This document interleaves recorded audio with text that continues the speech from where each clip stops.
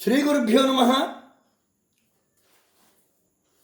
జీవీఎంఎం trust అధినేత, retired LIC ఉద్యోగి, అనేక సేవా కార్యక్రమాలకి అధ్యక్షత వహించి విద్యా ప్రదాత, ఉచితంగా అందరికీ చదువుకునే పిల్లలకి టెక్నికల్ ఇంగ్లీష్ విద్యని, spoken English, communication skills and personality developing చేసినటువంటి నిస్వార్థమైనటువంటి నికర్వి గొల్లపల్లి వెంకటరామయ్య మహాలక్ష్మి సేవా ట్రస్ట్ చైర్మన్గా ఆ ట్రస్టుని స్థాపించి కోనసీమలో మహాదాతగా బాలభక్త సమాజంతో ఏర్పాటు చేసినటువంటి సీతారామచంద్ర స్వామి వారికి నూతన దేవాలయానికి 1,116 ఇచ్చి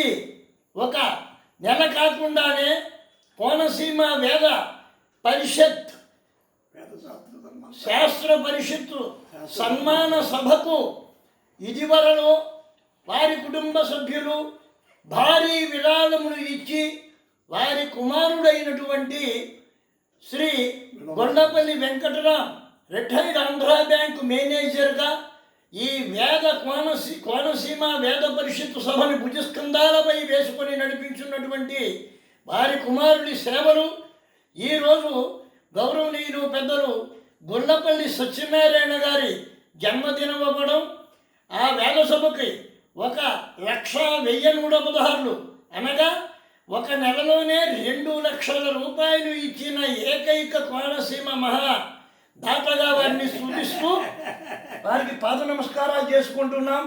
వారు నాకు ఇంగ్లీష్ కూడా నేర్పారు.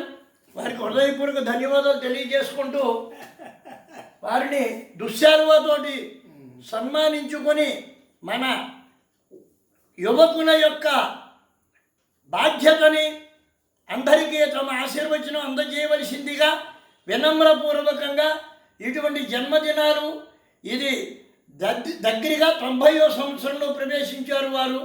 వారికి ఆ భగవంతుడు వారి కుటుంబాన్ని ఆయురారోగ్యాలు ఇవ్వాలని కోరి ప్రార్థిస్తూ ఎంబీఎల్ నరసింహమూర్తి నాడీ జ్యోతిష పరిశోధనా కేంద్రం Konaseema Amalapuram celebrity cinema artist, singer and writer. Thank you so much sir. మండలికి నరసింహమూర్తి ఇతను నాకు గత 30 ఏళ్ళ నుంచి స్నేహం. మా రెండవ అబ్బాయి శ్రీనివాస్ ఎల్ఐసి డివిజన్ మేనేజర్గా ఉండి రిటైర్ అయ్యారు. ఆయన ఇతను కూడా మంచి స్నేహితులు, క్లాస్మేట్స్ ఎస్కే బేర్ కాలేజీలో. అప్పటి నుంచి ఈనాటికి వరకు కూడా మా అనుబంధం, సంబంధం రోజు ద్విగుణీకృతమై ఈ రకంగా సాగుతోంది. ఇతను మహా వైద్యుడు. తర్వాత చాలా రకాల కళలు దగ్గర ఉన్నాయి. మిమిక్రీ, ఇంకా హిప్నాటిజం వగైరా ఇవన్నీ ఉన్నాయి దగ్గర. అంచేత అమలాపురంలోనే ఇక్కడ ఉంటూ మాతో సన్నిహితంగా ఉండడం వల్ల మా ఇంటికి రాకపోకలు సాగిస్తూ ఉంటాడు.